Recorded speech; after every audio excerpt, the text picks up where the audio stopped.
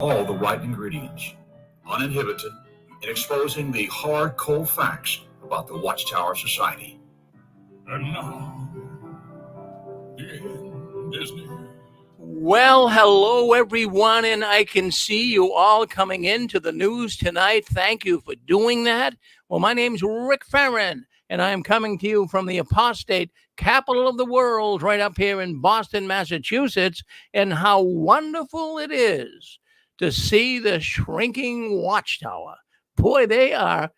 I don't know. They're going to keep saying they're doing fine, doing great. All propaganda. We all know that. Well, I'm glad you're with us. I want to share some things with you tonight that I think you'll find rather fascinating. We've got a number of programs coming up here tonight, so JW World News doesn't end it. After this program, we have Connie Borgie and Dick Borgie. They have a program called D&C, and they're coming on around 9:30 tonight. And boy, do they have a power-packed program. They're going to be talking about occultism in the Watchtower, and some of the things that they have sent to me and some of the things I've viewed that they're going over in the program. I've never seen some of this before. It's absolutely breathtaking. So join them tonight around 9:30. And then, of course, we got Gilbert Gonzalez and his brother Jesse. You got to love them. Oh, you have to. They're from Phoenix, Arizona, and they'll be coming on tonight with the Tale of Two Witnesses. Don't miss that either. Well, anyways, I just want to mention a few things. You're probably watching on YouTube and you're saying, what is that crazy yellow duck up over Rick's head? What is that? Well, that is the duck. Did you guys ever watch the Groucho Marx show? Well, that would have been back in the 50s, 60s, and I think even early 70s. Maybe some of you don't even know who Groucho Marx was, but he had a big mustache and he was rude. He was rude, but he had a program where he would bring people in, they could win money, and he had a duck over his head, kind of like I have here. And if a person during the conversation with Groucho said a secret word that they had planned ahead of time, the person would win $100. Now, that was a lot of money back then. It's probably like $1,000 would be today. But anyways, we do the same thing here. That duck will come down if a person calls into the program and says a secret word. And if you hear me do this, if you hear that, that means someone won a prize. Now, let me just say this. It's hard for me. I know people on YouTube, they, in the chat box, they're trying to write things in. I can't watch everything. I'm trying to get some help here that will be able to watch Facebook and YouTube and everything in the chat, but I can't do it myself. All I can basically do is go with the telephone line, those calling in. But from time to time, I do catch something in YouTube and Facebook. But anyways, what we're doing, we're changing the rules a little bit. We have been giving away books like crazy. Nathan Natus, we know him as Jim Hill out of Washington State. He sent us a number of books. Millions Now Living Will Never Die. We've got so many great books he sent us, including this one here. Everyone's been asking for this one. Don Cameron, Captives of a Concept. That book right there helped my wife, Susan, get out of the truth, the so-called truth. That book's helped a lot of people. We have that. So we have a lot of different prizes, and we've expanded our prizes. Now listen to me closely. I've been really busy here in the mailroom. Friends, I've been giving books away like crazy. It's a lot of work. I got to put them in a box, send them out. Now, I don't mind doing it because I love you guys. You know that. But I'm doing it. And if you haven't got your books yet, you have to wait at least 2, 3, 4 weeks sometimes because, boy, I'll tell you, I got so many books to mail out. But here's what we're doing. We're going to start changing it a little bit. Give me a little break here. I want you to win, and we'll play the game at the end of the program. But we're going to start giving points. In other words, in the points, we're coming up with a lot of new different prizes. We got books. We got 6-screen sweatshirts, 6-screens T-shirts. We got magnets. We've got all kinds of stuff. We've got gift certificates to McDonald's and Starbucks. So if you get the points, the more points, like a reward card, right, on your credit card or your Walgreens rewards, you get points. So if you answer at you answer the right questions tonight at the end of the program, you get points. You tabulate the points. You keep score yourself, and I'll try to as well. But my hands are kind of tied here, so be honest with me. Keep your points. Each point will be worth something in prizes. So I just want to let you know that. So our point system starts tonight. So we're looking forward to it. We get some great questions to ask at the end of the program. But if you say the secret word, we have about a half a dozen of them. If you say the secret word, you'll automatically get a point. Okay. Let's just talk about the protest. Friends, do you want an exhilarating rush? Do you want an adrenaline rush? Do you want to stand tall on the front lines of truth? Would you like to put your boots on the ground? Well, here is going to happen here in Lowell, Massachusetts next Saturday night. Now, I am all hepped up about this. I love protesting. I tell you, that's one of my favorite things to do. A lot of people go fishing. A lot of people go on safaris. A lot of people take trips. But my exhilaration comes from protesting. So we're going to be doing it next Saturday, July 20th, right up here right up in Lowell, actually. It's a suburb of Boston. And boy, we have got the Tsongas Center. That is an arena. It holds 6,500 people. And the Jehovah's Witnesses will be meeting there this Saturday coming up. They're meeting there this week, too. They have two conventions there. They have one this week, and they have one next week, July 20th. So what we're doing is we'll be out in front of the Tsongas Center. We'll be live streaming on our Facebook and YouTube channels. So by all means, you'll be able to see it. But we've got a number of people already coming. And what our game plan is, I know probably Watchtower is listening, but I'm going to say it anyways. We have got a young girl, and she is going to be going in as one of Jehovah's Witnesses to the convention. And she's going to have a hotspot, which is a portable internet router. And she's going to have her cell phone. And we're going to rig her up so that she'll be able to take some live pictures. And we shouldn't lose transmission because we're going to have a hotspot on her. And we're going to keep her in there all day. And we're going to have her take pictures and videos of the arena, the seating, the expressions on people's faces, maybe even some conversations with the witnesses. We'll see. But I have to tell you, they're really interrogating people coming into the conventions this year. Did you hear about that? Yeah, people coming into the conventions are being interrogated. As many as 6 elders are standing at the door and questioning people coming through. Why are you here? Who invited you? Are you one of Jehovah's Witnesses? Are you a Bible study? They're going to ask you, well, I've counted 20 different questions they're going to ask people.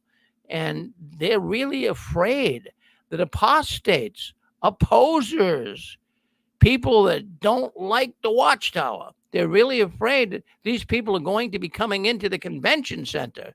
So we're going to dress her up. She's going to look good. We got a nice new dress for her. She's going to play the part. She's going to go in, and that'll be a wonderful thing. We'll get a bird's eye view of what's going on inside a convention center this year. Now, the other thing is after the convention, after the protest, I rented a room. I got a suite at the Hilton Hotel up here. And we're going to have a broadcast. We're going to broadcast live next Saturday night. So next Saturday night, we will be broadcasting live from the Hilton Gardens Hotel. And everyone's invited to come and be with us. If you can come to the protest, that's wonderful. But if you also want to just come to the Hilton for our broadcast, you can do that as well. And I'm going to buy pizza for everybody. Everybody that comes to the hotel gets some pizza. So what we're hoping to do now, let me tell you that this is exciting. I'm getting excited just talking about it. The witnesses, well, they are staying there. They're going to be there. Now, I'm not going to, we're going to stay out of their face. We're not going to start a big riot or anything. But what we're hoping, now, don't take it to the bank and cash it because I don't know. But what we're hoping is we can get some Jehovah's Witness PMOs, some of those witnesses that are physically in but mentally out.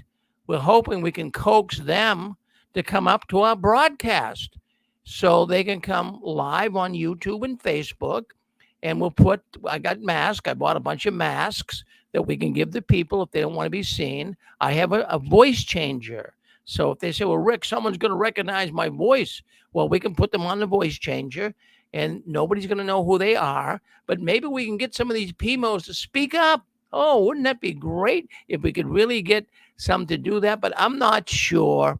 I mean, I give it maybe 10, 20, 30%. That's about it.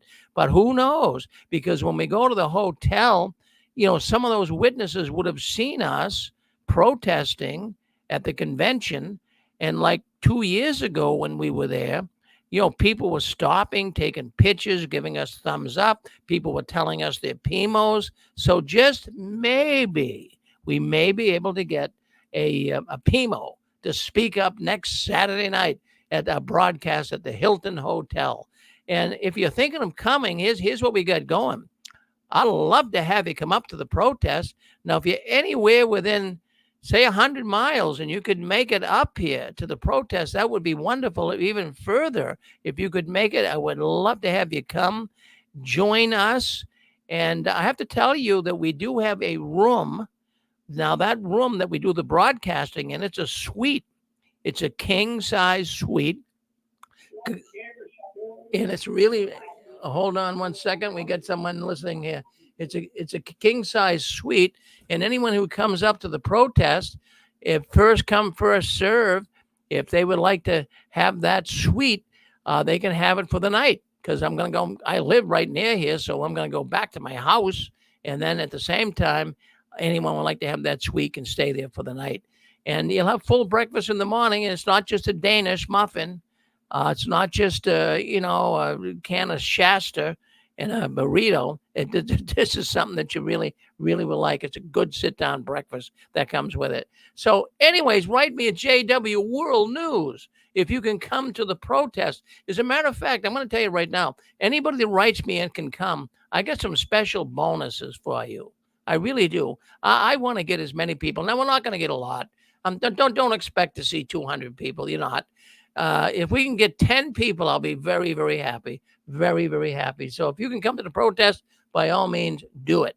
All right. Mike, did you want to say something on Michigan? Oh, Rick, maybe I should. It's a little off topic. Did you see what happened to Trump? Well, let's not talk about that now, okay? Because I'm in the news. I don't want to get into it, okay? But we'll talk about it maybe tomorrow. Yeah, we're not going to. Yeah, no, I'm not.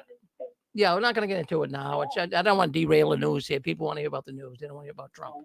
Okay, good. Thank you, Mike. Though, thank you. Okay. Yeah, well, we'll see what happens. We'll see what happens. I didn't hear it, but we'll check it out, I'm sure. All right. So let's go over here. Let's take a look and see what else is going on behind the curtains of the Watchtower. So let me just get over here. I got some. All right. Now, what I came to grips with here. Anne Marie was just talking on her program earlier about the new disfellowshipping and the marking, and we know that's all changing. We know what's going on right now in the organization is the elders will no longer mark you. You all heard it. I know I'm preaching to the choir here, but the elders will no longer mark you, but you're still going to be marked. Well, who's going to mark you? Well, that'd be the congregation. That'd be the rank and file. They're now putting that obligation, responsibility, they're putting it on the rank and file, the members of the congregation. So if there's Sister Cindy and she's kind of a loose character and she's doing things that some of the witness sisters don't like, well, they're going to gossip about Sister Cindy. And poor Sister Cindy's going to get in trouble. She's going to be marked. I mean, we know the Jehovah's Witness organization, the Kingdom Halls, they're hotbeds of gossip, right? So poor little Cindy, she's going to get to be known as a marked one. Now, what does that mean when someone's now marked, according to the new understanding in the Watchtower? Well, if someone's marked now, that means that they can't be invited to a get-together. You have a little barbecue, you have a little softball game. You can't go there if you're marked. And how about even being invited over to someone's house?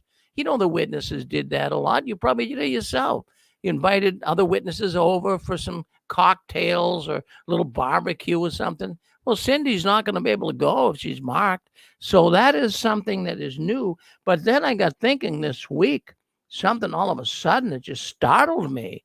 So if we have these rule changes in the Watchtower and new rules on marking, could the elders in the congregation be marked? Is it possible the elders in the congregation could be marked?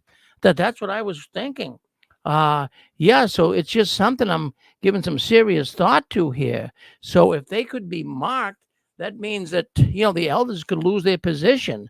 So I don't think that it would be inappropriate if the Watchtower is saying, and it's right in the Watchtower, that if someone's doing something that is not supposedly good conduct, then you could actually mark these ones. So could the elders be marked? It's a personal decision, and maybe before they would say, well, we're going to come visit you at your house for a shepherding call, you could say, well, I don't want you to come to my house. I don't. I believe you're a marked person, and you aren't invited to my house. Is that possible? That could happen. So I there was nothing mentioned in the Watchtower. I skimmed through it. I looked at it closely too, and I found out there's nothing in the Watchtower saying that an elder or a ministerial servant can't be marked. So then I'm also carrying this a little bit further. If you can mark an elder or a ministerial servant, is it possible that the governing body could be marked too? I mean, I'm just thinking out loud. I really, in essence, I mean, I've been disfellowshipped now for 15 years for apostasy, but I'm thinking, I marked the governing body myself over a decade ago when I got disfellowshipped. I really realized that they needed to be marked, that they were the real apostates of the Watchtower. So just my thought, just my little tirade here on that. And I wanted to bring that up. Okay, so I do have some notes here being given to me, and I will address this once again if Mike is still on. This just happened, evidently. I mean, we are a news station, even though we don't, get into political news at all. I'm just going to briefly bring up that I guess evidently is coming across the wires here that Trump was shot at a rally. Just the first I'm hearing it. My wife just gave me this note. The shooter was killed. It just happened. So I'm just going to divert a little bit away from, we're going to talk about that because that's a big issue going on right now. Mike, are you still with us? I'm going to bring you back on. I didn't realize it was that serious. Mike from Michigan, are you on with us? Or anyone, does anyone have any information on? You with? Go ahead, Mike. No, this is a pasta dude, but you go ahead, Eric, first. I don't know a lot about it, but I've been listening to you, and then I left Anne Marie's show to watch it. But it appears as the guy was breaking it down with me that we were watching it together, that he got shot in his ear, and maybe possibly the leg, but we don't know yet because he wasn't standing up on his own very well when they finally did get him up. The Secret Service all crouched around him like they're supposed to, and they waited until the threat was neutralized or until it was safe for him to get up. And Donald Trump puts his fist up, and you can't hear what he's saying. He either says F you or fight. And he had his fist up with an angry face, and it was awesome. And he looked right at the cameras when it happened. But that's what I know about it, and it's definitely big news. Yeah, in fact, the first time hearing it. You weren't supposed to talk about that. Well, wait a minute, Mike. I did call you back on. I didn't realize it was that serious. Now I'm realizing someone gave me a note here at the studio that it was serious. So Mike, let's get your feelings on it. Well, I was watching it, Rick. I thought he died. I mean, because I could hear the gunshot, and I wasn't sure. He's on the ground. But they're saying now the shooter's dead, and 2 people in the crowd are dead. Wow. Well, Rick, I watched the footage 3 times. There were 6 shots. Trump put his hand up to his face as if he was grazed. Then he was down. Secret Service went and did their duty and were down with him. Then he was up and conscious. He was conscious when he got into the truck with Secret Service help. He gave a powerful wave to the crowd to say that he was okay, and he was bleeding from the right ear. They named 2 hospitals. One in Cleveland is excellent, and I don't know where the other one was. He was in Butler, Pennsylvania, so they'll probably take him to Cleveland or the other excellent hospital. But he was conscious when they put him in the car, and you could see some blood on the cheek and blood above the ear, as if perhaps part of the ear was taken off. Wow. Yeah. It's grazing. It was a grazing. Yeah. No, we don't It use. looks like his ear was grazed. He's a tough old bird there, and he was conscious when they got him in the limo. Well, thank you, Pixie, for sharing that with us. No, I watched it 3 times so I could be as accurate as possible, and then they did name the Cleveland Hospital and another hospital. Well, thank you for So sharing he's that. living. No, I didn't realize. In fact, Mike kind of brought it up. I didn't mean to be rude, I suppose. Mike probably thought I was, but I didn't realize it was that serious. So where we are, I mean, even though we're not a news station, we have to talk about it for a little bit. Go ahead. Yeah, the whole world will be talking about it. Yep. It goes to the degree of polarization, which is very white hot now, and it can be very consequential for everybody, whether you pay attention to it or not. So, I mean, there are all kinds of ideas about the Democratic Party wanting to take out their own candidate because he won't quit. So that stuff, and then blame, of course, is the history of political actions like that is you do something like that and then you blame right wingers, and that's never probably not the case. But you never know. You got to wait to get the truth, but people react before they get the facts, and that's where we're at now. Well, it's a dangerous world, but even in terms, I was just thinking of even Trump yesterday as I was making the news stories for tonight. The Jehovah's Witnesses favor Trump. They hope that Trump, from all of the information I've gathered, that they hope that Trump would be, even though they're politically neutral, supposedly, they're hoping that Trump would become the president. That's the information I got. But this is just startling. This is big news. I'm sure that we hope and pray he's all right. But I'll tell you what, I have never seen so much political divide in my life. I'm 6 years old, and what it has become, I can remember, when I was a witness, we never really got involved in politics, and you really weren't even supposed to voice any thoughts about it, especially in the Kingdom Hall. You'd be talked to, but we all had thoughts on it. But what I'm finding here as of late is there's such a division. It's almost like the one party hates the other. I mean, it's not like they agree to disagree. They hate each other. They're ready to kill each other. It's terrible. This is not a good thing. People who are watching this around the world, they see this. They say, what's going on in America? But I also think of young kids. There's young kids that are aspiring to do good in this country. They're aspiring to perhaps even get involved in government. But with all of the fighting and the bickering that's going on lately, well, why would anyone want to enter that ring? Really. So it's something go ahead. Yeah, Rick, one of the things the way things used to be is as much as you didn't like, say, for example, I mean, I just watched it from outside too. I'm a little more informed now, but, I still got a cautious look at politics, but it's there. But one of the things that I used to notice was, as much as you oppose the other candidate, if the people voted for him, you just had to accept it. That's not happening now. That ain't happening. If Trump wins a landslide, and I don't want to get into who's good and who's bad here, they're not going to accept that. And if this guy that kind of has a lot of cognitive issues, 81 million votes last time, come on.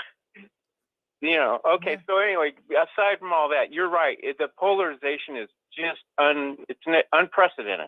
Well, it makes you feel very uncomfortable. It makes you feel very, very uncomfortable. You hate to even express yourself. There's people, I've been talking to some people here around town, and they have relatives, because they don't agree politically, the relatives won't even speak to them. They're shunning them very much like in the Jehovah's Witness religion. It's getting that bad. It's something that we'll have to see what happens. I mean, nobody knows. It's a roll of the dice. Yeah. All right, go ahead. Let's go. King of Dots. I want to hear what you have to say. 513. Go ahead. Hey, Rick. Yes. Mark, hold on. The King of Dots coming first. 513. Run with us. Go ahead. Hey, no problem. Yeah, it's King of the Dots, if I remember that correctly. Anyway, in 1976, I started coming into witnesses. Everybody told me Jimmy Carter was going to be president because he'd bring in peace and security. That's what I heard everywhere. I followed this transition from Carter to Reagan to Bush to Clinton to double Bush, then to Obama, then to Biden. Yeah, right. But it's all a farce, the whole thing. And I think we're being led down the rabbit trail into the hole, following this political gobbledygook. I mean, look, I have political affiliations. They are Republican, I will admit, only because I was a Democrat at one time. But my grandmother voted Republican one time and she dropped dead, okay? So yeah. I switched to Republican. But I haven't voted till Trump came into office. I'm just telling people that. Only because I believe in what he's doing. But at the same time, it's all gobbledygook. Focus on the kingdom of the heavens. Paul said in 2 Corinthians, he was caught away to paradise. He was caught away to the third heaven. And it's always existed, paradise. It isn't in a new system. It's here for all those who partake of Jesus Christ. And when you die, you will go to paradise, period. And I want you to think about that, focus on it. Don't even think about this frickin' shit. I hate to close out a spiritual argument with a cuss word, but guess what? It's shit. Okay. Well, I can echo your sentiments here to some degree. Let's go over to let's go to 630. I believe that's Mark. Mark, what do you have to say? Yes, sir. Hey, Rick, how you doing? Good. How's it going, Rick? Good. I hope you're doing very well in every good, positive way. And it's good to hear you again. You're doing a great job on your show, sir. And thank you so much for doing such a totally awesome job on your show. Doing a really excellent job, Rick. And more power to you. God bless you in every way. And I hope Sue's doing very well, too. But I wanted to say hello to all the ex-witnesses out there, and I hope they're doing well in every good and positive way and surviving the best they can and just trying to, get back on track with their lives and make a better life for themselves after the Watchtower and after their miserable life in the Jehovah's Witnesses. I was going to say, Rick, that, yes, with the political, ways of this world have really fooled us, and they're very much so in every way. And there's been many, many times, as we know, over the many decades, Rick, including even the 1940s, even the 1930s, that it looked like it was going to be the end of the world. The Great Tribulation was going to be here. Armageddon was going to be here. It looked like Armageddon. And many times we've seen it, and it's just never happened. And that was just a big push that the Watchtower Society and the Jehovah's Witnesses were pushing very, very hard in all those times. And obviously it never happened. So we could see that obviously what a joke, a complete joke and a big lie that they all were, from the very beginning, Charles Taz Russell. So, it's pretty sad. So we obviously still got to be on high alert for whenever the time of Armageddon will be. But like I said, it always looks like it and then it never happens. You know what I mean? It even looked like it during COVID. But so it just, I don't know. It's really hard to say, Rick, but at this point, all we can do is just be on guard, but not be too intimidated or scared, about Armageddon or dying and being destroyed Armageddon and being gone forever. Because, God is a very merciful God, and he does understand us. So our chances are always very good at hopefully surviving Armageddon and living his new kingdom in heaven. So You know, I don't know what your views or opinion on that, Rick, is, but that's the way I specifically. Well, thank you for sharing that with us, Mark. Well, thank you very much. We appreciate that, Mark. Thank you. All right, well, we'll move on. We wish thank you. We wish President Trump the best. We hope all things go well for him. But we did have to bring that up. We have to bring things up from time to time that might be outside the realms of Jehovah's Witness news. But we do have to bring it up, and we did it tonight, so we can move on. We can move on now and talk about some other things. And we hope that President Trump recovers fine. Let's get into this. It has to do with something that took place in the Watchtower November 15, 2013, on page 20. I think this is one of the most interesting things I've ever heard come forth from the Watchtower. And of course, I'll just mention it to you. We mentioned a number of times here on the Six Screens Tele Network. This is the first time that I see they released this statement in the Watchtower. All of us must be ready to obey any instruction we may receive, whether these appear sound from a human standpoint or not. That's the Watchtower, November 15th, 2013, page 20. That has really caused an uproar. I've been thinking about that ever since. I remember when that first came out, where we talked about it here on the Six Screens. And, you ask yourself, we all try to walk the normal path of life. And when you hear something that doesn't sound logical, your mind kind of heads in a direction that this isn't truthful, what's being said. So I'm thinking here, an argument being sound. If you're going to get involved in an argument and you're going to make that argument sound, that means it would be a valid argument. It would be a sound argument. That is something that we can kind of put our laurels on and rest behind. But when the Watchtower comes out and they say, don't, even though we might be saying something that is not practical from a human standpoint, does that make sense to you? Really, when you stop and think about it. So in the last 10 years, I've gone back, I've found some things that I think you may find very interesting. There's been a constant flow of articles in meeting parts and videos concerning Jehovah's Witnesses, a constant flow of articles and publications and videos that use the same argument the Watchtower is saying, or statement: you need to obey the direction of the organization or governing body, even if it doesn't appear sound or practical from a human standpoint. So this has been an ongoing thing. It just wasn't in that November article 2013. They've been saying this on some of the JW sites, the videos, and what have you. So they're saying that the life-saving direction is going to be coming from Jehovah's organization, and it may not, I'm going to go verbatim here, says may not appear practical from a human standpoint. Now, all of us, according to the Watchtower, have to obey any instructions that you receive, whether these appear sound from a strategic, a human standpoint or not. I mean, what do you think about that? Well, I've been thinking of... Yes, go ahead. Yeah, Rick. Yeah. I was on with Anne-Marie earlier, and I want to say regarding what you just said, welcome to spiritual North Korea. Well, yeah, it's totalitarian sounding. I'm sure these communist, hard, fast rulers would say similar things, right? Yeah. Oh, yeah.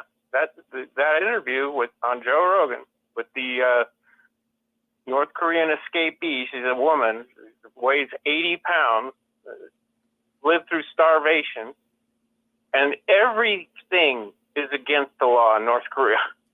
Yeah, here's the thing. Every room in a North Korean house, watch this, every room has to have a picture of the dear leader. And if if the house gets on fire, you must say, forget your baby or your animal, your dog. You must get that picture out of the house and save it. Also, if they find that it's dusty, they'll throw you in a camp and punish you, beat you, or what have you. That's how. And of course, that's totally reasonable from a human standpoint, right? Well, absolutely. Then there's forms of that with the Watchtower. And saying this, I noticed that article. I've focused on that a lot. When it came out, I was spooked, and I've seen them regurgitate that many times recently. Many times. Well, thank you for your comment, Apostle Dude. Yeah, we'll continue on with this thought because, I mean, it's something really to consider here. So I've been seeing this, I did some research on it, and in the last 10 years, and of course we discussed it here in the 6 screens, but I'm really started thinking, what in heck is the Watchtower talking about here? To obey someone, even though it's not logical? Well, I started thinking, and I rolled things back to the annual meeting of October 7th, 2023. That was a year ago. And it made things a little bit clearer to me. The Watchtower leadership was saying that they have to merge congregations and selling kingdom halls from 2020 to 2022. And there were 2,427 congregations that have been eliminated. So also the Jehovah's Witness leadership says that the organization is growing and stronger than ever. This makes no sense. See, this is why they're saying, even if it doesn't make sense, how can you be growing when you lost 2,427 congregations? So they're saying to you, even though it's not logical, just go along with it. Well, I can't go along with that. And anyone that has a logical brain, they're not dead brain-wise, should be able to figure that out. You can't grow when you're losing. And then also I picked up a number of other things the Watchtower has said that doesn't make any sense. It says Jehovah's Witness leadership says we need to invest heavily in new commercial real estate like Ramapo and the Long Island Geico building project. And they're saying they had to invest heavily in this. At the same time, the growth of Jehovah's Witness organization is flat and in many places declining. This makes no sense. If you're really declining, why are you going out and buying additional property?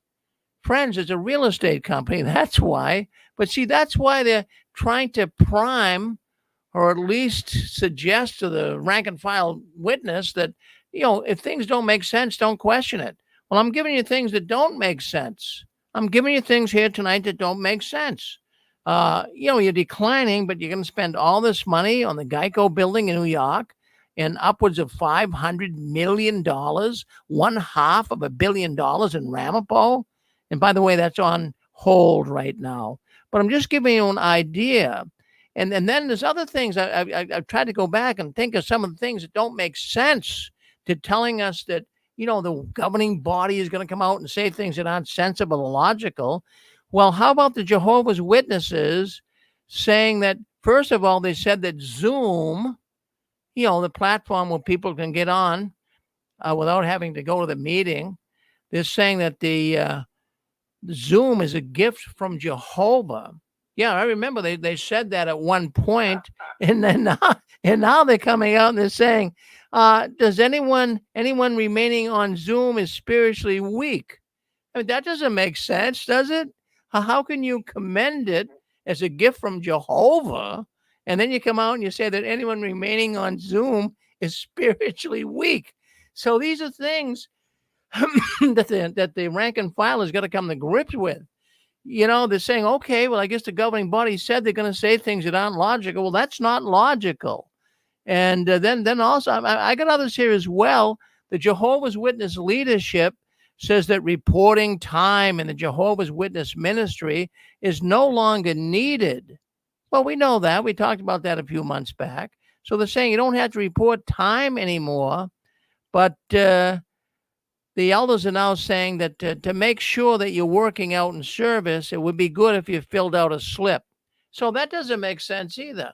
How can you say we're no more reporting and then you are reporting?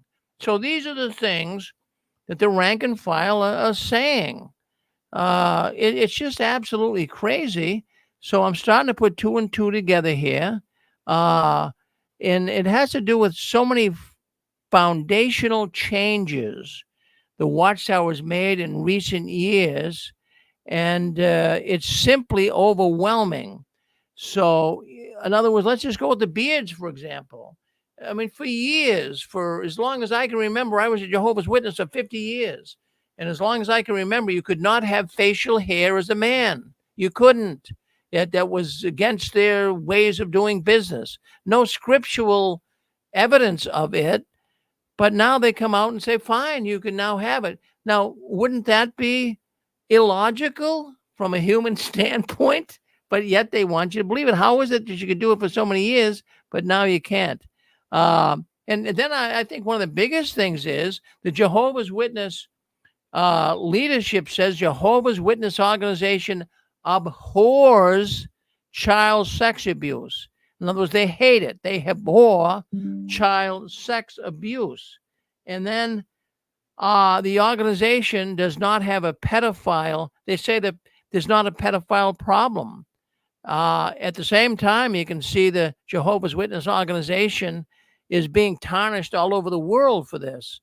So, it's just not sensible from a human standpoint. Jehovah's Witness leadership is doing everything it can to keep this harmful organization alive. They will say anything, they will lie to you, they will do everything that's possible to keep it alive. This includes things like so many fundamental changes that we have seen in this organization in the last couple of years. So the question would be, why? Why does the Jehovah's Witness organization take this position?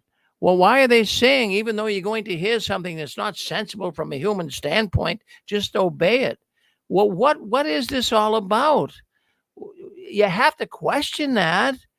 And the reason, from what I gather, and I kind of break it all down and try to come to grips with it, the one reason appears to be power.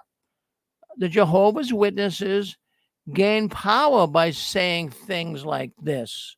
Usually when governments and dictatorships feel power, when they feel it's slipping away from them, and we know the governing body, the Watchtower organization, they know that their power is slipping away from them. What do? What do governments do? What do big institutions do when the power starts slipping? They start clamping down harder. They put more pressure on the people. Now, while it is true that they are giving the illusion that they're easing up on the people, they give that illusion. I'm really thinking now this is an illusion that they're actually making it better for people. They're not as hard on the people with the marking and with the disfellowshipping, as we learned the last couple of weeks. But it's just an illusion, and they are easing the people into this illusion, and they're going to want something in return. So they're making it seem like right now, well, the elders aren't going to disfellowship you per se. I mean, they're going to really work with you. They're not even going to use the word disfellowshipped anymore. So anyways, when you stop and think about it, they're doing things here that, as good man Apostle Dude was just saying, it's very totalitarian. But they're going to want something in return. They're going to make it sound like they're giving you a bone. They're going to make it sound like they're giving you something, but they're going to want something in return. And most of the time, the strategy doesn't work. It just delays the inevitable. The inevitable is the Watchtower is collapsing. What do you have to say, Apostle Dude? Well, Rick, what you're running down is also very real. I mean, they're very clear about how they want to accomplish things. For example, there was local control of most of the kingdom halls all over the country and world, probably. I don't know how the rest of the world is, but I know in the United States they sold hundreds of kingdom halls, and they had local control. Well, how was the central government, the governing body, able to make the decision to dump these kingdom halls? Well, they groomed an argument out there, and one of the first parts of it was, if we have control, then you don't have to worry about it. And we're going to. I know the brother of a brother who was part of these teams that went around and reassured all the local brothers that we're going to fix the air conditioning, we're going to do the maintenance and review the needs for maintenance, etc. They set that all up, and everybody thinks, okay, that's a great idea, so now we could preach and not worry about stuff. Then they came and took all of the funds that were set aside for repairs and whatnot. Every kingdom hall used to have that. I used to be the account servant, so there was a separate fund. They came in our local area, they grabbed 22 grand out of that. We got a lot of people struggling to eat around here that I know about because I got a little connection to most of it. So they came and took all the money. Then they sold local kingdom halls around here and all over the country. And I always refer to the one in Los Gatos, California, which was a double hall with a couple of apartments. It was in, Los Gatos is right in the heart, right there by Silicon Valley. That real estate, they sold that for $11.7 million. And I'm sure they grabbed control and took away those. And what they did was they came in with new permits on remodels. And while they were doing that, they took a kingdom hall from they used to have a board of directors type thing in Menlo Park. It was a good example because there the elders resisted. So we don't need new carpets, Brother Circuit Overseer. That's okay. We'll just leave it the way it is. And the Circuit Overseer says, nah, I don't think you understand, brothers. And then he came back the next time. And then they removed those elders, threw in condensed congregations, etc., and took over the kingdom hall. I don't know if they sold that one. It doesn't mean they sell them all, but they got control of almost all of them because they're now looking over the map and making people that are older people drive 30 and 40 miles because their local kingdom hall they might have lived, a couple of blocks from. It's been sold. Well, that's right. They set things up. What last thought, Rick, is they set things up and they got a story for it. And they also said that they're selling the kingdom halls because we have to build kingdom halls in Africa. Well, it's a whole different economy down there. You don't need hundreds of kingdom halls to build new ones down there. So yeah, I mean, I can go on and on, but you got a great point, Rick. Well, good for you. No, Apostle, dude, that makes sense to me. Yeah, go ahead. Hi, Rick. Yes. Hey, this is Chewy. Just to go right along with what I got two almost the same stories. Both of them are ex-Bethelites. They're still elders. I talked to one 2 weeks ago. I talked to one today, and it looks like they're shoving them into kingdom halls, and they got 120 and 130 in these big metropolitan areas like Austin, Texas. Okay, this other guy's in Tampa, and they got 120 publishers in each congregation, and they got like a bunch of elders, like 15, 20 elders in each congregation. So they're bunching them up together, Rick. And the one guy I called today, he was so bamboozled, they got him so snowed, he actually says that the French and the Spanish, the reason why they shut them down is because there was no interest in the Spanish and the French, and so all the interest was in the English. So they had to move to the English. Wow. Like, dude, wait, wow. Yeah, that's a wow. That's a wow moment. Yeah. Yeah. So I said, I'll call you back in about a year. Mentally, I was saying, I'll call you back in about a year and see how you're doing. So anyway, that's what I got. Well, that's a mouthful. Thank you, Chewy. Thank you for sharing that with us. Yeah. So anyways, we got an organization that says even if it doesn't make sense from a human standpoint, what we're telling you, obey us anyways. You got to question something like that. I mean, that's not sensible. It's not the way things are done. But I was thinking, if it doesn't make sense, and I thought this when I first started going over this years ago, from that very first article in the Watchtower back in November 2013. So they're saying if it doesn't make sense from a human standpoint, well, what other standpoint is there? I mean, what other standpoint are we to consider? Animals? Vegetables? I mean, what other standpoint is there? I've been thinking about this for years. I mean, from a vegetable standpoint, it makes sense to work part-time. Does it make sense to work part-time and preach all the time and then rely on charity from others? I mean, that's how a vegetable would think, right? That's not normal human thinking. So these are things that I've been considering, and I wanted to bring this up tonight because I got news for you. Uh, there's a lot of things that are going on here in the Watchtower right now that are making people think something is not sensible. And I'm sure that you would agree to that as all. I mean, we have 9 governing body members, and they've admitted that they're not infallible. They make mistakes. So would you listen to someone like that? I mean, they are saying the creepiest and most dangerous things they could possibly say. Uh, and when I'm thinking about it, I mean, that statement that was made in that Watchtower has actually helped so many people. That statement made, just listen, obey us, even if it doesn't make sense. Do you realize a lot of people have left the so-called truth because of that? Because of that statement. They said, I'm not going to hang around here. That this is not getting good. This is something that's too sinister.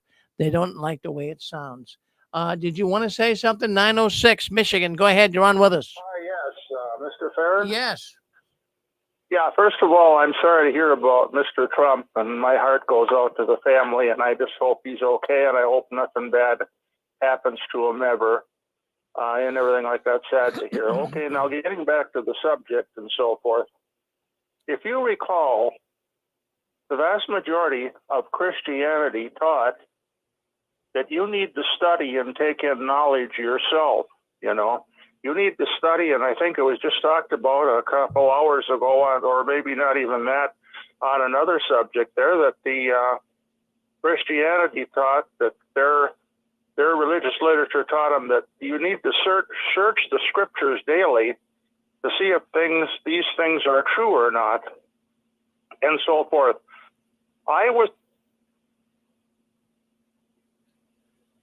Well, I think we lost Ken. Maybe his phone went out. I'm not sure. We always love to hear from Ken. Ken, we'll give you a couple more minutes to respond, but some technical issues here. I do believe we have lost Ken. All right. So let's move on here. Let's talk about some other things, and we'll try to bring Ken back with us. Well, I hope. I mean, I just hope, sincerely hope, seriously, that when the Watchtower says these things, that there isn't something sinister that we're not thinking of. I don't want to bring back remembrances. Yeah, go ahead. Yeah, hello. Good. Yeah, hi, Rick. It's Tim. Yeah, sorry to interrupt there. Yeah. It's funny you're talking about this sinister stuff. Here's a few clues. Rutherford said you don't need the Holy Spirit anymore because he communicates with angels. The witnesses, through their baptism, got rid of baptizing in the Holy Spirit. So clearly they don't need it. But what do they baptize into? The Spirit-led organization. So what type of a spirit are they talking about?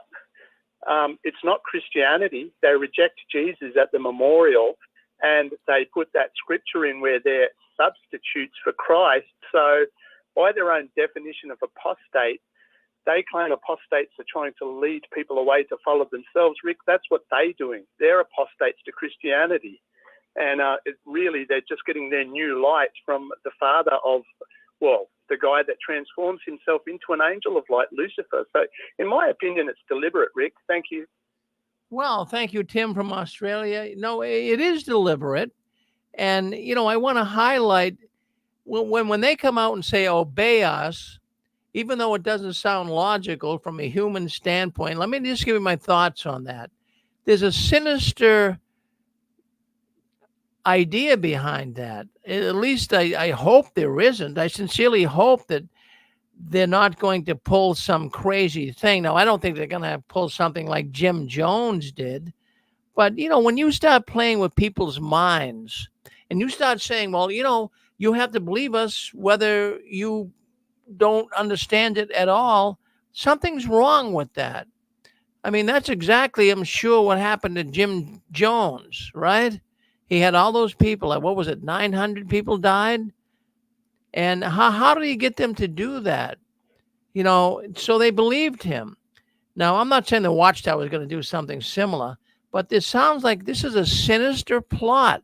Are they trying to pull something off here that could be dangerous?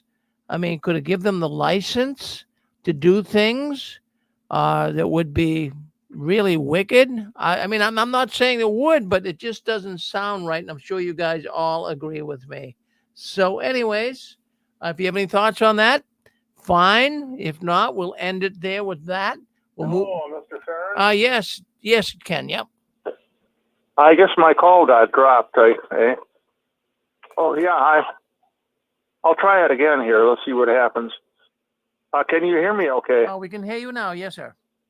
Okay.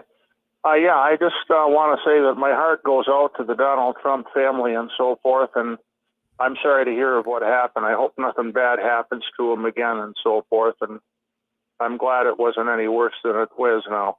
Yeah, I just wanted to comment earlier and all that. Christianity used to teach their people and all that we're to think for ourselves. We're the search, like they talked about on the program, the last program we had on. They talked about we're to search the scriptures daily to see if these things are correct. We are to do a lot of thinking for ourselves and develop, use a lot of discretionary authority of ourselves and so forth and all that. And that's what makes the member and so forth. And I was taught that years ago in my church too and all that. So I don't understand why there's an authority there that you have to listen to them, whether they make sense or anything at all. That is not what Orthodox Christianity used to teach, and that's nonsense. Well, I agree with you 100%, Ken. I really would. Yeah. I agree with you 100%. Yeah. My goodness gracious. So you're listening to tonight's program. You never were one of Jehovah's Witnesses, but you certainly have a feeling for the people who have been trapped in that organization.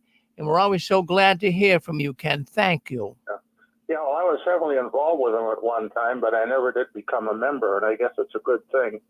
Well, I might have, but their church was 20 miles down the road and so forth, and nobody went to church 20 miles hardly where I was at the time the Jehovah's Witnesses were visiting me. So, okay, well, thank you for taking my call, and you all have a good evening, and God bless and be with you. We'll keep listening.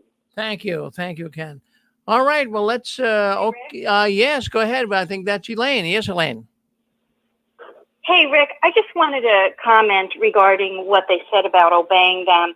I'm just so concerned that it's something so sinister. And I wanted to read you a quote from their Watchtower that they will be studying next week.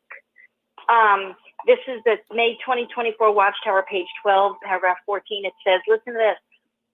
At times we hear someone says, it would almost be better if my relative dies before the Great Tribulation. And then they say, well, there are surely kind motives behind such expression. And I just, I read the study articles every week, and I'm just shocked at the violence. I mean, I remember they used to put so much fear into us, and it was violent, but the pictures were violent. But the verbiage now, the rhetoric is so unbelievably violent. And I just had a horrible dream a few months ago that a family member, one of my high-ranking family members, showed up at my door, and I threw the doors open to welcome that person open arms, because I thought, well, why would they? It's been 37 years. Why would they be on my porch? And he shot me, and it was a horrifying dream. But this is why, because I read their Watchtowers, and to say that it would be, it's a kind expression to think that a relative, it would be better for a relative to die before the Great Tribulation. It's the power of persuasion that the governing body members have in framing so much death is really horrifying. So I just wanted to share that. Well, Elaine, that's wonderful you shared that, because I'm going to tell you something. It kind of ties into one of our programs we had 2 weeks ago. And the program was on Sunday, and it had to do with this woman. She was a former Jehovah's. Well, she was a witness at the time. She was a model, and her name was Lauren Stewart, and she lived up in Michigan. Yeah. And what she did is she just got so discouraged and upset and depressed because she was shunned. And then it just sent her off on a crazy situation where she actually took the life of her family. She killed her husband. I believe it was two young boys, and then killed herself. It was a murder-suicide. And in the articles that were written about it in the newspaper, and even on video that they had in the local news channels, it had to deal with the Watchtower shunning her. And it was even brought up that, by her killing them, that she would get them into the new system. Now, we've heard this before, Elaine. So it's something that, like, it goes along with it, what you're reading from the Watchtower this week, right? Yeah, it's not the one they're studying this weekend. It's going to be study article 19, which is next weekend. There you go. I just found that to be so horrifying, and to even refer to it as a kind, they said kind motive behind that expression. Who thinks that way? You see, it's like they're calling evil good, right? Yeah. Calling evil good, and they have no clue. Elaine, you're on the ball. You're doing a great job out there exposing the Watchtower. You keep it up. We're proud of you. Thanks, Rick. Well, thank you. Thank you. You as well. Thanks And by the way, your books are on the way, so don't you worry, okay? You'll get them. Okay. Thank you. All right, that's Elaine. Yes. Oh, hi, Rick. It's Donnie here in the UK. Yes. Yes, hi there. All this, obey the command even if it doesn't make any sense at all. I think that, the society, all they ever think about is making money, isn't it? Getting everybody to work for free and they make loads of money. So I think it could be another way to make lots of money by emotionally blackmailing the JWs. I mean, maybe they'll tell everyone to sell their homes, send the money to the Watchtower. I mean, nothing surprises me what they could get up to, Well, you're right. I mean, there's got to be something sinister. I don't think it's anything to bring joy and gladness to the witness rank and file. There's got to be something sinister going on here. Yeah, I know. I'm just glad that I got out of it in January, because I'd be really worried now if they keep saying that to me. So it would worry you. In other words, if your husband or a good friend of yours said, I'm going to tell you something. It might not sound sensible to you from a human standpoint, but I want you to believe it. Would you believe it? No, I wouldn't. I think I was being conned. Yeah. How can they? This always baffled me ever since 2013, and I've noticed some other articles and different videos they've done where they said the same thing. But it's baffled me for years. How can they get away with that? A normal person would not accept that. Something is sound. It's factual. It's somewhat reasonable. But if they're saying to you, don't leave us, even though we say something that's crazy. Jeez, I mean, that is a pure cult. There's no doubt about that. Yeah, it is. I'm really worried about my family, actually, because they're still in the religion. Yeah. And, but, they've got, for everything that I say, what about child sex abuse, this, that, and the other, they've got an excuse, that they're drummed into their heads. They've really been like, I don't know what the word is. But their brain has been damaged, I'm sure. Well, no doubt. I mean, but thank you for calling in from the UK. It's always good to hear from you. Don't be a stranger now. You come back and see us. Thank you. Thank you. All right. Thank you. Bye. Bye-bye. Let's go to 540. I think that's Pixie. Go ahead, Pixie. It is. I just wanted to say that even 60 years ago, there was a sometimes people that did not have a spirit of a sound mind. And some of these people were in power. Most of them that I knew are dead now. But there's been an undercurrent, as long as I can remember, that was steering people in the wrong direction. Not in a Christian direction, not in a charitable direction, not in a common sense direction. And I still think there were some connections in New York and things that I question, and I don't really want to go into all that here, but anything that Dick and Constance mention in their show, I'm not going to doubt it. Some of the wildest things that we could imagine are probably true of these people. Yes, I'm glad you mentioned that Dick and Constance coming up after this program. They're going to be talking about things that many have never heard of before. I didn't. Some of the things they sent me, I can't believe it. But they're saying this takes place in the Watchtower. So looking forward to the program coming up next. Well, I haven't heard the program yet, but as my mother would say, she used to say, I'm not surprised. Yeah. Well, nothing surprises us anymore, Pixie. I'll tell you that, Jace. It doesn't. No. Have a good evening. I can't wait to hear it. Thank you. Thank you. All right, folks, what do you think of the incredible shrinking religion? I think you know what I'm talking about, right? Yeah, the incredible shrinking religion. Now, look at members. What I'm thinking, I'm trying to put two and two together. I'm trying to figure this all out. Are people in the Watchtower now, do they really believe this? Do they really? Well, why are they still witnesses? I mean, they see the religion as being tarnished. And I wonder why is it that they're still there? But it is shrinking, even though people are continuing to stay in the Watchtower. But what I came across here, I'm thinking about the lonely old folks that are in the Watchtower. Now, that could be any of us listening, right? Our demographics, we have a lot of older ones, senior ones that listen to our program. And, you probably feel lonely. You have been, maybe you were disfellowshipped or disassociated. Maybe you were marked. People are shunning you. People no longer want to be your friend. And you are one lonely person. That could be you sitting out there listening to this program. Now, we know that the governing body is certainly not trying to in any way help you. They're not. Now, you just think of what's going on right now in the organization. In fact, I got information that came in today from a brother, he's a PMO, and he was telling me that at the convention, all he sees is older people. They're all older people. There's no younger ones there. I'm sure there's a few, but it's mostly older people, 50, 60, 70, 80 years old.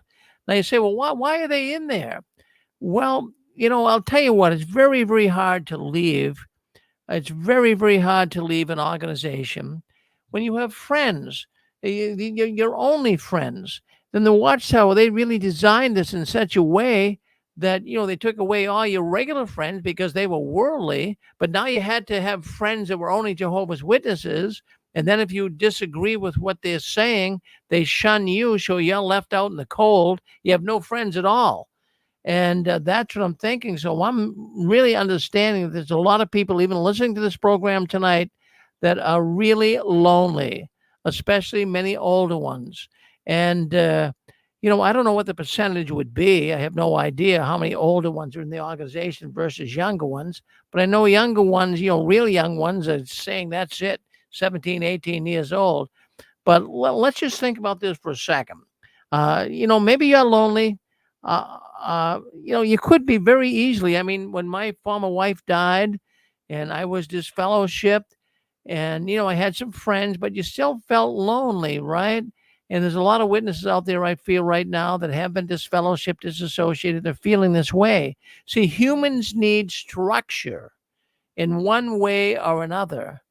They have to chat with people.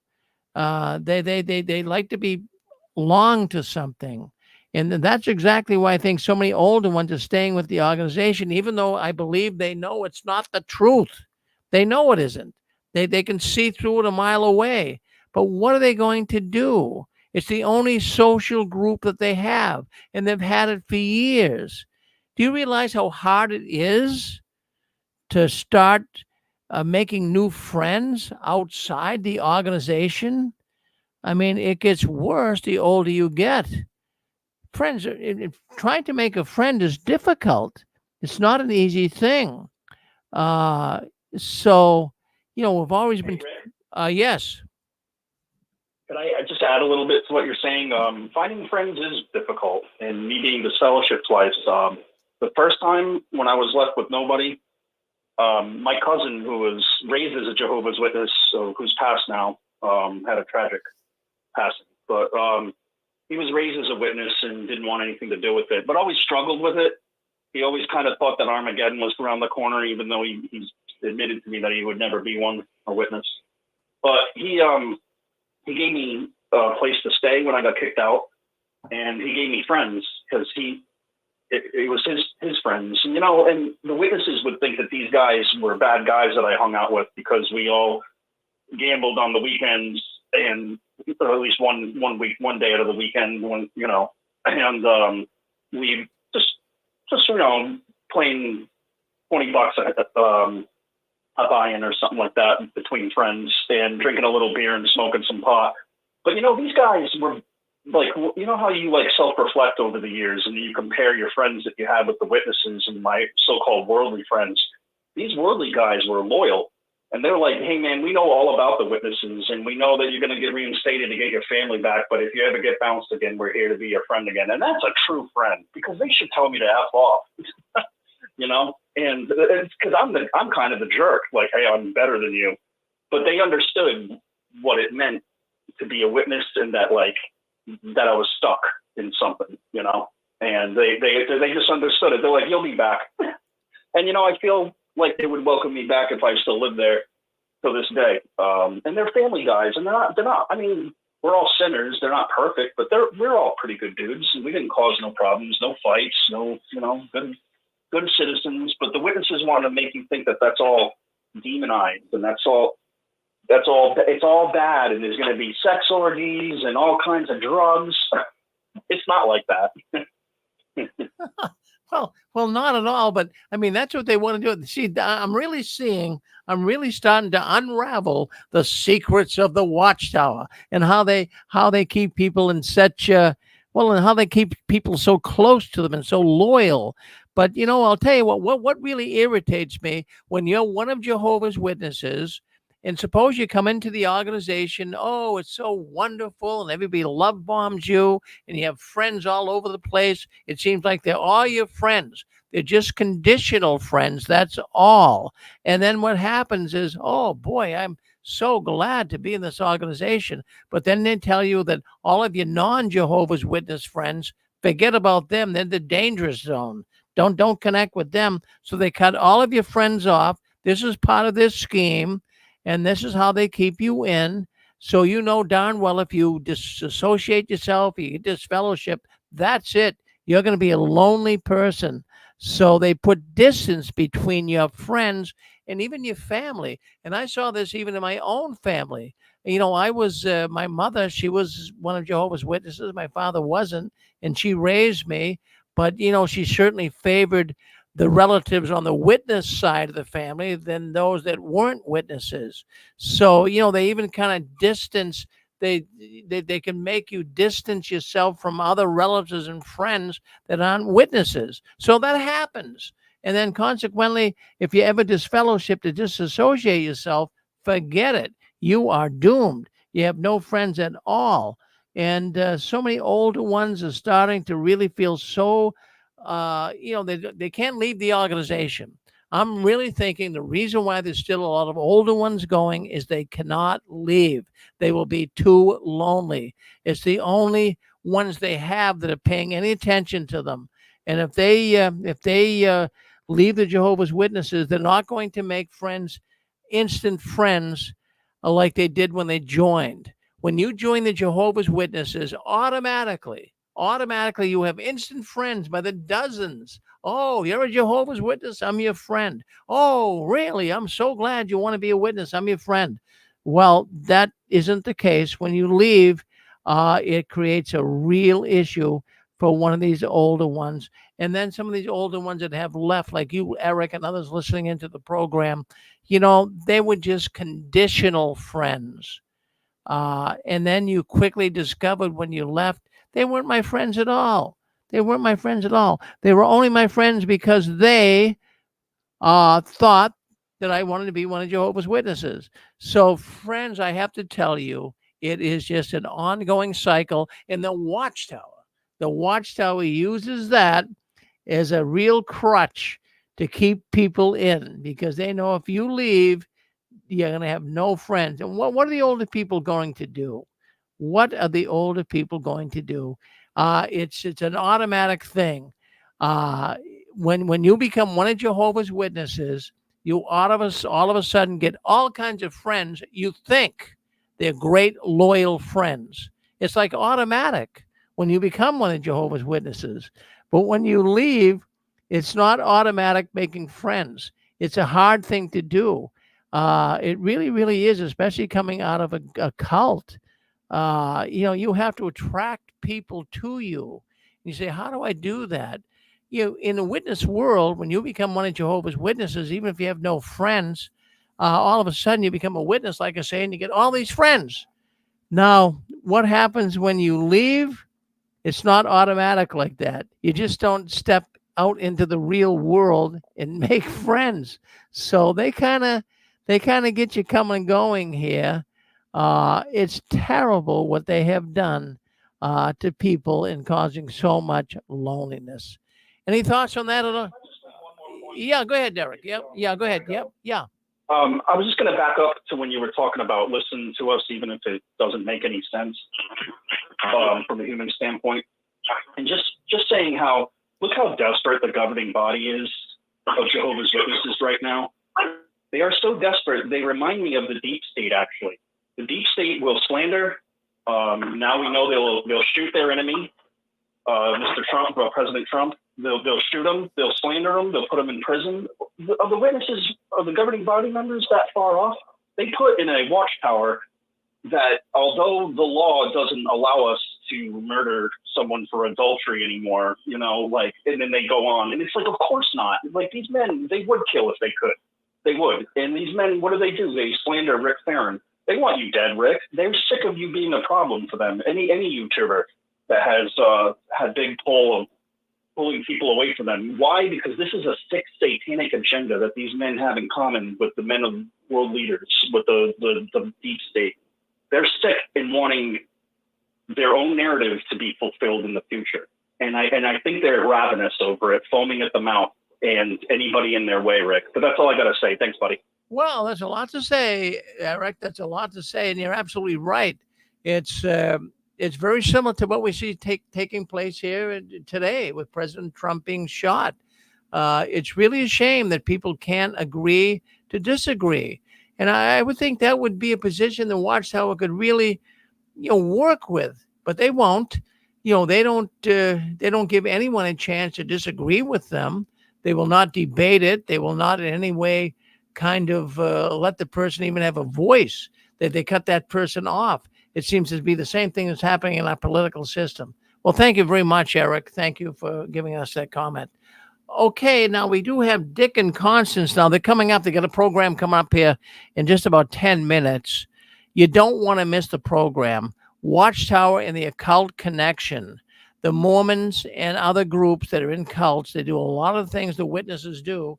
So we're going to have that program coming up here in about 10 minutes. But why don't we do this? Let's go on to, let's bring up some of the thoughts we have tonight with our duck. I don't think anyone said the secret word tonight. I can't listen as closely as I would like to, but we have the duck behind us. The duck did not come down. So I'm going to open up the envelope here. We're going to give people a chance to win points. Now you keep the points. If you keep the points, then you can get some of the 6 screens prizes. We have some monetary prizes. We have gift certificates. We have books. We have T-shirts, sweatshirts. So just keep track of the points. Before we do that, though, let's bring. I think it's Fran and Joe 315. Go ahead. You're on with us. Hello, Rick. Yes. Joan Fran. Yes, Joan Hi. Friend. Good. We've been listening, and a couple things just to respond to. As far as the conventions go, we heard from someone that one of the young people that went to the convention said basically it was boring. He didn't say it outright like that, but he said that drama, that Jesus drama, is going to go on for 9 years. Can you imagine? Every drama for 9 years is going to be about that Jesus. They're building it up. So I think a lot of young people are bored, and the only reason they're in is because their parents and friends are in. Yes, in fact, Fran, you're so right. I'm glad you brought that up. I'm getting reports coming in here, people giving me information. People are on their tablets. They're watching the football games, the sports games. They're buying products on eBay. They're not even they're not even listening to the convention. They're watching YouTube videos. They're doing their secular work. It's not like when you and I were in, you couldn't, they wanted you taking notes and paying attention. Now everybody, it's all over the map. They're doing whatever they want, It's true. And the other point you just mentioned was about the older ones that are in, and if there's any that are listening or there's any PMOs that are listening.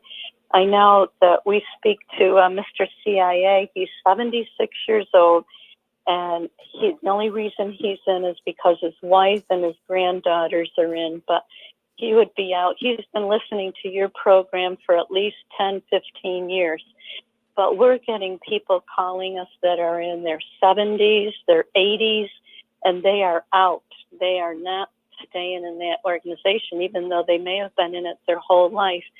So we just want to let people know that we're here for them. We connect people, and we just connected a couple just the other day. They're in their 60s, and they said that they were on the phone for 2 hours talking to each other, and they were not too far from each other, so maybe they'll get together.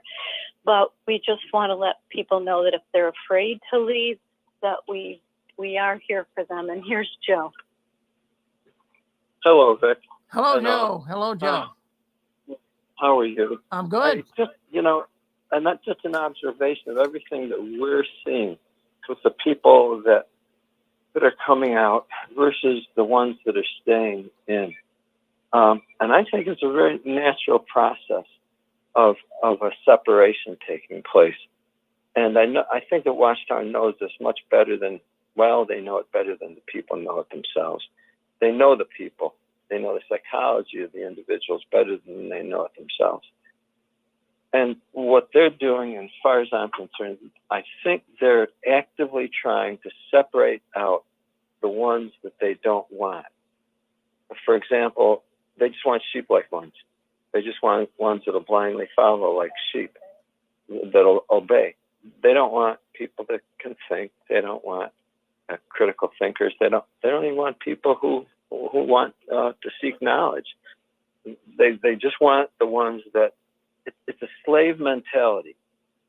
They're willing to follow it because they're promised to get a prize. And that's all they're looking for. They're looking for that prize, but yet at the same time, they lack the courage to go against them because they operate in fear. It's such a bad combination for a human to be that much in fear as well as greedy for a prize, to the extent that they're willing to be a slave to that organization. Not everybody's that way. The ones that object to that, to find it repulsive, they're coming out. They are coming out, and they will not stay in. So, and those are the ones that we're talking with and meeting with all the time.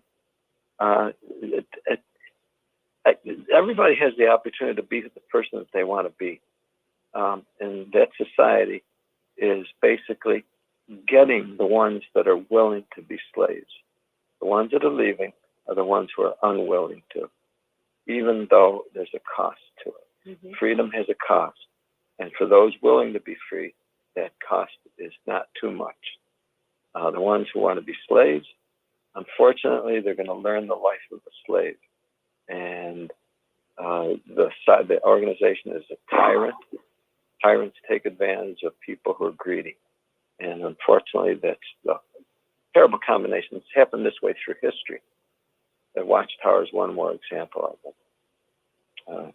We're grateful to listen to the people that are coming out. And we speak with new ones every day from different parts of the world.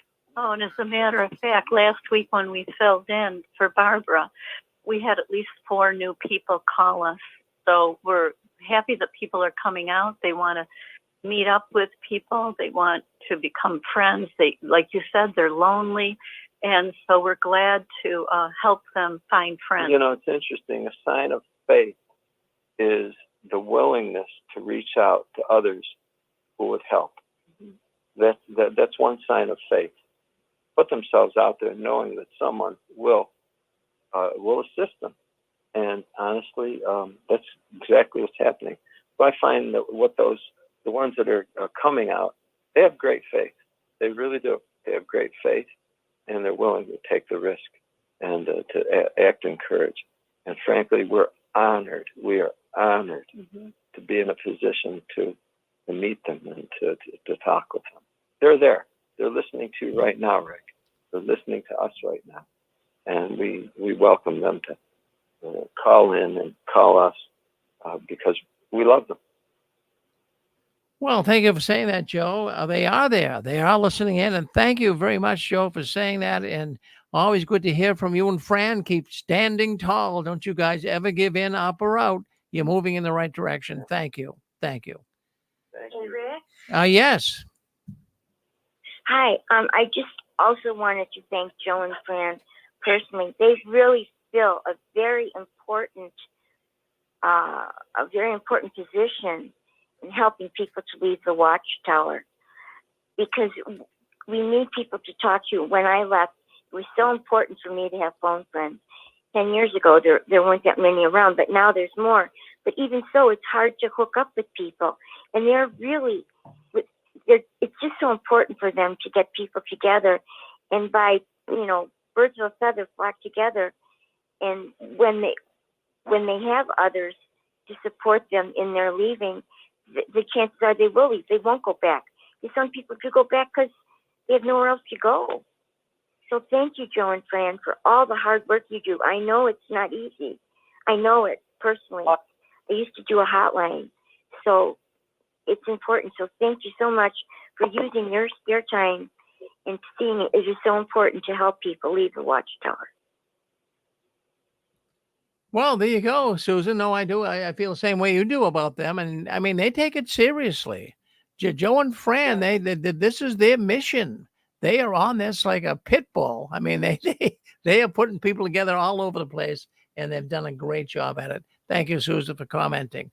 We're going to a DNC here, Charlie, but I do have to. We're going to the Duck.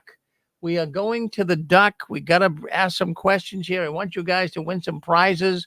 Now, don't you, let me just make sure we get the music geared up here. Yes, we do. So anyways, no secret words were said tonight, but let me give you some clues. I want you to win some points. Now, I want you to keep score.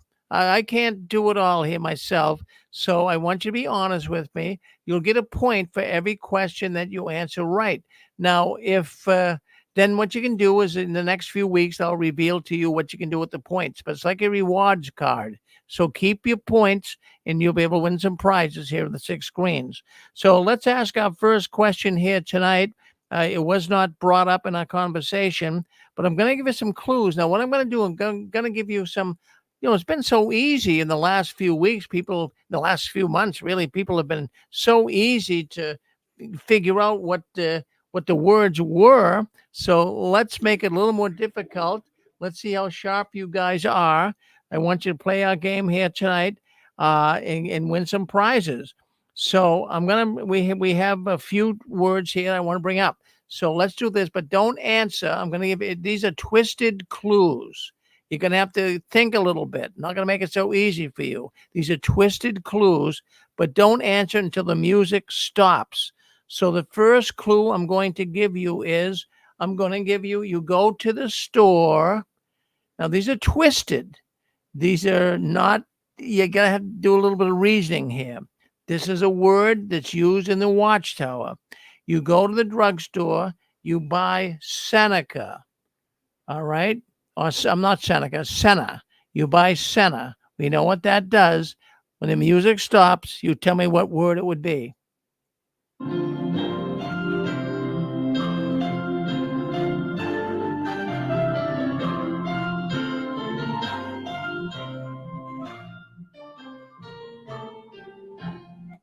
All right, what word would that be? It's a word that's used in the Watchtower. It has to do, you can take this as a twisted clue. It has to do with Senna, the product Senna. Anyone want to take a shot at it? All right. So if you're not getting up, go ahead. Expel? No, it's a word that it's in the Watchtower. They use it a lot. Every congregation knows about that word. It's a term. I'll give you another clue. We won't play the music this time, but I'll give you another clue for the sake of time here. Many people get up. They eat. They're able to function properly, but they have to take some medication that will help them to be Regular what? spiritual food. Regular. The term is regular pioneer. No one got it. Okay. Let's just move on. All right. So anyways, we're going to do another one here. This is another term that we have. So call in, let us know what you think. And I'll be watching. Okay. I'll be watching the YouTube clips here as well. So let's do this. See if we can win some prizes. No one won that one. All right. This is, we're going to give you a clue and then I'm going to play the music. There are many types of slaves.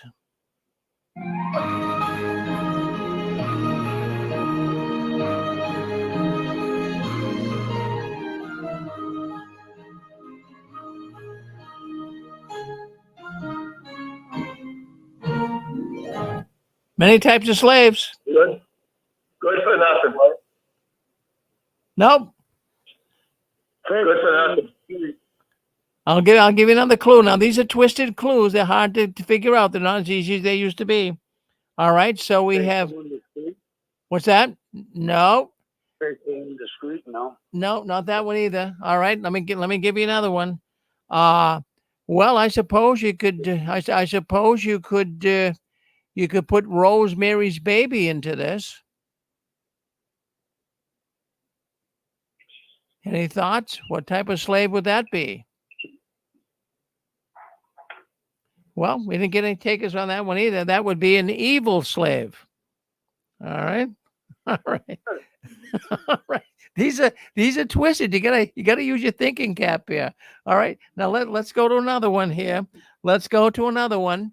Now you gotta use your thinking cap. I'm not making it easy for you. I want you to win some points. So, and I'll give you some more clues so that we can get some points out here tonight. So let's go with this one. Bullhorns are good at a protest, but something is even better. Don't answer till I play.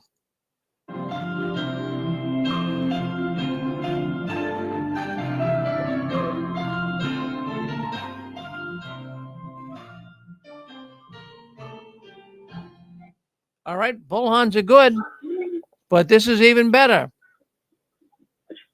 The Holy Spirit. No, I'll give you another clue. We won't play the music. It has 4 wheels generally.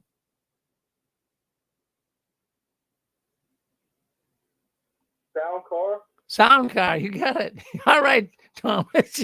You got it, Thomas. Take a point. Yes. Rick, hate to interrupt. It just came over the computer. Former President Trump has been shot in the head. Yeah, they Is he all right? I mean, we did hear that earlier. I mean, is he okay? We don't know. We just got it. Because we've been prepping for the program, and Yeah. I thought it just came on just now. Susan, yeah, go ahead. Yeah, he did get shot. He's a lucky guy. It hit his ear. It killed someone behind him. He's been taken to the hospital.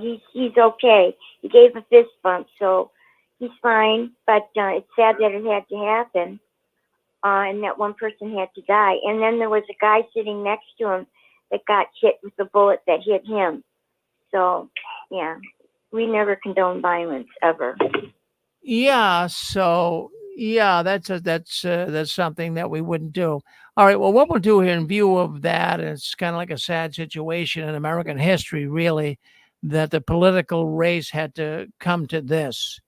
It's a sad day in American history, really. And who would ever think that these parties could be so aggravated that they try to kill somebody? But that's where we are now. So in review of that, we're gonna let this duck program go here tonight. I think that we should really just let that go because it's a little, I don't want to get into too much humor here on a night that's really sad. So we're gonna end it here. We got Dick Borgie, Constance, they're coming up with their program here very shortly. I want to thank everyone for coming in. There'll be a 6-screen Sunday tomorrow. So by all means, we're starting at 1:00 tomorrow. So if you can join us, that'd be good. But we wish President Trump the best. We pray too for the families of those that have been hurt. We do understand there's been some people killed. I'm not sure. I've been doing the program here while this is all happening, so I have no idea what's going on. But we pray for those that have been involved with this. We pray that things can be ironed out here and things can be worked out in a way that there isn't so much hostility in this country. So thank you very much for joining us tonight. We're going to end the program here. We're going to go to DNC. That's coming up next, right here on the 6 Queens Tele Network. Thank you, everyone.